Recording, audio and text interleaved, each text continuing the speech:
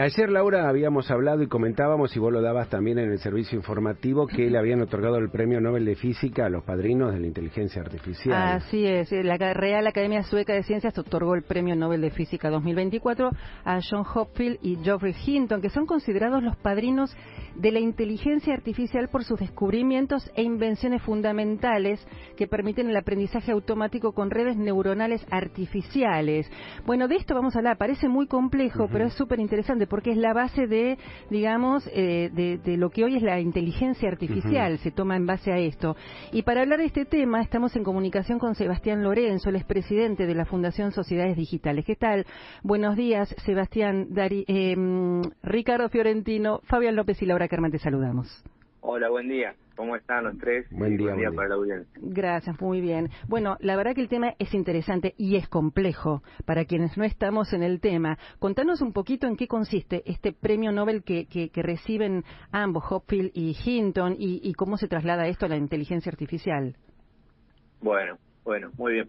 Para bajarlo a tierra y simple, digamos, lo que ellos descubrieron o lo que trabajaron en un tiempo muy complejo con computadoras que eran mucho más rústicas que lo que tenemos hoy, o sea, con mucho análisis matemático y pensando qué es lo que podía suceder con computadoras más potentes luego, descubrieron o llevaron a tierra la posibilidad de que computadoras conectadas se transformen en una red neuronal, que empiecen a pensar como un cerebro humano. El primero de ellos, Hopfield, que es el más, hoy tiene 91 años, el más grande, físico, lo que hace es básicamente que la computadora pueda tomar recuerdos y completar en base a patrones información. O sea, que yo le daba algo que era parcial a la computadora, trabajando como si fuese un cerebro, pueda recordar algo parecido que tenía atrás en un patrón y completarlo. Eso ya veremos después que es fundamental hoy en día.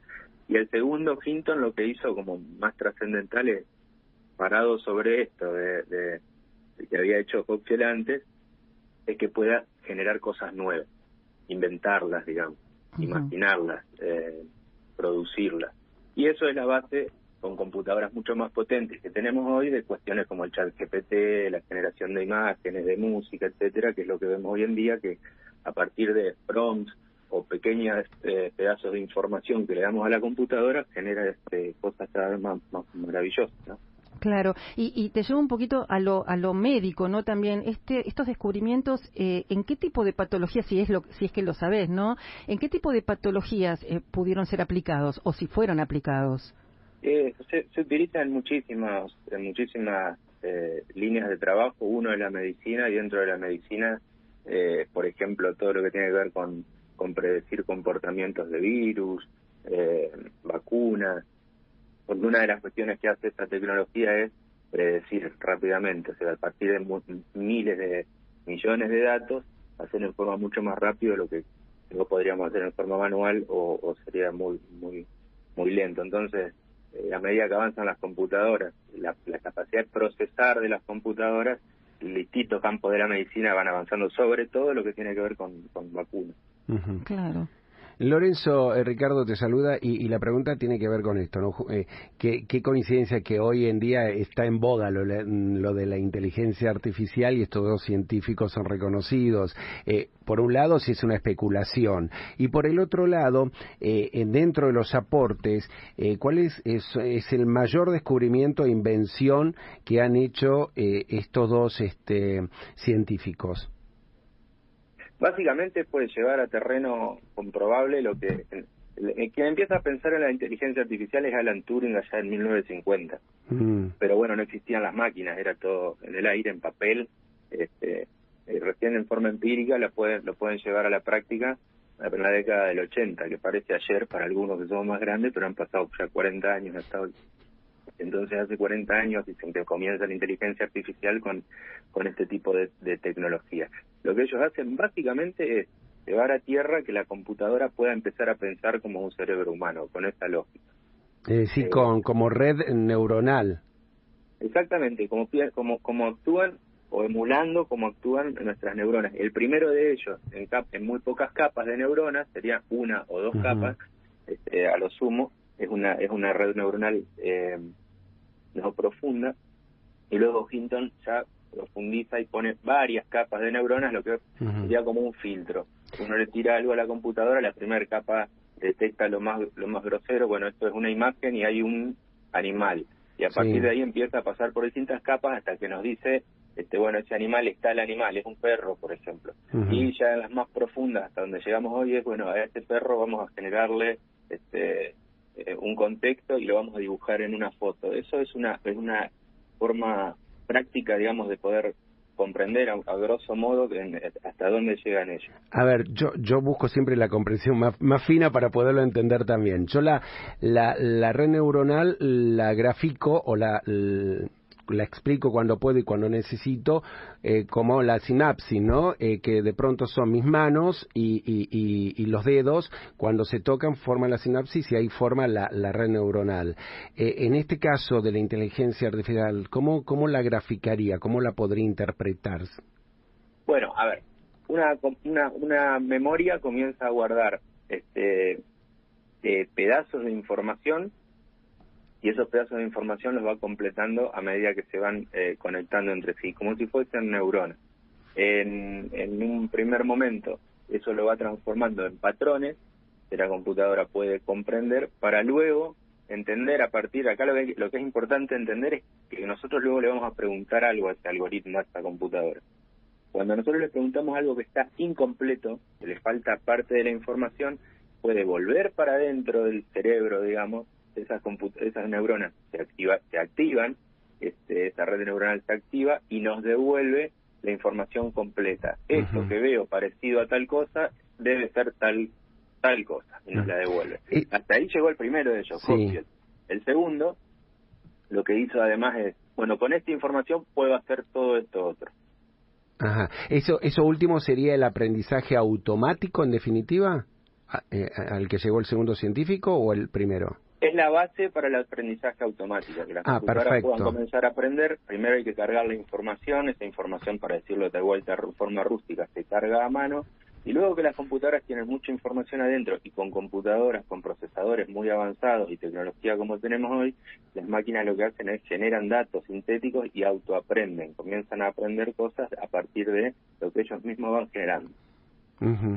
¿Qué tal, Fabián? Te saluda, buenos días. ¿Esto fue básicamente un premio de despedida para estos pioneros de la ciencia y de la inteligencia artificial?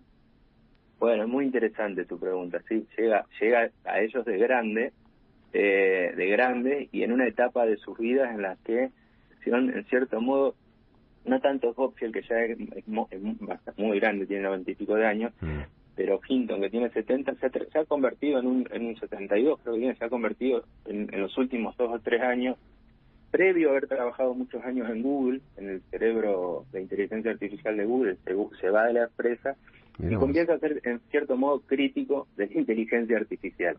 No crítico con todas las letras, pero es uno de los que está marcando bien el mundo, en muchísimas conferencias y eventos, la necesidad de una regulación global de todo esto, de pensarlo en términos éticos, de que no llegue a catástrofes como puede haber sido descubrimientos como el de Oppenheimer, por ejemplo, o con el trabajo de Oppenheimer con la bomba atómica, que esto no llegue a militarizarse de tal forma que puedan las máquinas definir la vida o la muerte de una persona. Y son puntos que se tocan en la historia. Por ejemplo, lo mismo decía hace muy poco el Papa Francisco en el G7, ¿no? Bueno, ellos les dan el premio ahora que en un punto de la vida en los cuales están diciendo, bueno, esto que descubrimos está bueno, pero hay que usarlo bien. Sí, sobre este último yo había escuchado que había mucho, no he escuchado, leído, que había mucha crítica, y es uno de los que abogan por una, directamente, tuvo un rol muy importante en la interrupción de investigaciones, que hasta hace poco duró esta movida para que se deje de invertir en inteligencia artificial y se elabore una agenda legislativa a nivel mundial. ¿Esto en qué quedó? Esta movida que había entre investigadores, de hecho estaba hasta Elon Musk en esta movida para interrumpir las investigaciones en inteligencia artificial, ordenar la legislación mundial y después continuar con las inversiones. ¿Esto se concretó? ¿Se está por concretar? ¿En qué quedó? Bueno, si dividimos en dos partes la tecnología, que siempre hay una parte que es meramente tecnológica, digamos, o de avances científicos, y otra parte que nunca está ajeno, que es la política. Y mirándolo desde este lado, este es un momento muy muy interesante para investigarlo, porque es lo que está pasando en este momento. Las distintas posturas que hay sobre la regulación de este tipo de tecnologías, que son cada vez más potentes, y ni que hablar cuando llegue la computación más avanzada de tipo cuántica, o sea, son computadoras que van a poder autoprogramarse, autogestarse, y hay varias posiciones. Picó en punta la Unión Europea con un marco regulatorio muy muy duro, y ahí viene ahí viene la contraposición de la empresa, digamos. Y regular esto de forma muy abrupta no frena la innovación. Esa discusión está dando vuelta en el aire. Están quienes intentan regulaciones para países como China o Estados Unidos, que tienen sus propias regulaciones avanzando muy fuerte, regionales como Europa, como te decía recién, y ya comienzan las primeras voces. Una muy fuerte en el G7 fue el Papa Francisco, reclamando por una regulación global, es decir, equiparando estos grandes fenómenos de la historia, como fue el momento posterior a la bomba atómica, donde las naciones del mundo tuvieron que juntarse para regular eso en forma global. Esto ya es personal, pero creo que no tiene otra salida que una regulación global. Ahora hay que ver quién lo regula, cuáles son los organismos, cuáles son los límites de regularlo. Miren lo que está pasando, por ejemplo, ahora en Europa. El iPhone, la última versión de iPhone va a llegar con inteligencia artificial a Europa. Posiblemente llegue antes a otros países como el nuestro, de Europa. ¿Por qué? Porque las regulaciones han hecho que, bueno, esa empresa decida no poner esa tecnología en todo ese continente.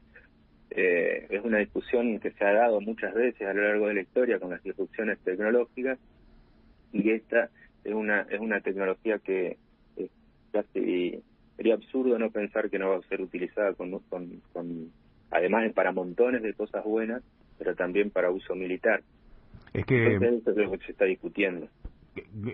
Sobre esta último detalle te quería preguntar, ¿en cuánto se está avanzando? Porque se habla mucho de, qué sé yo, la prescindencia de los abogados a partir de la inteligencia artificial y automatización de medicina. La medicina sería una revolución, que solamente habrían cirujanos, las diagnosis sería un hecho ya automático gracias a la inteligencia artificial.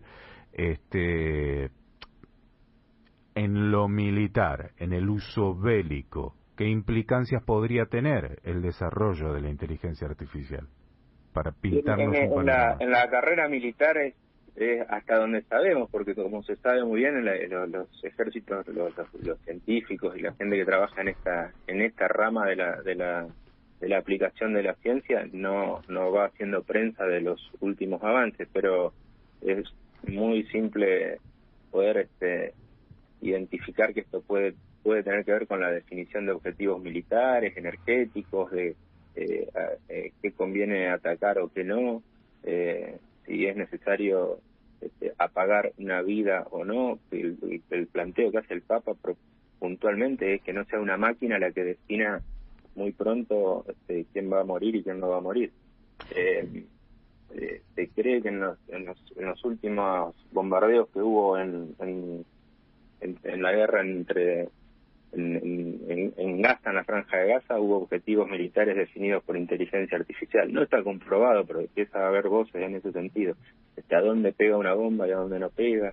Y como sabemos, la inteligencia artificial, como cualquier otra ciencia, además, como cualquier otra tecnología, además, puede tener sus errores, ¿no?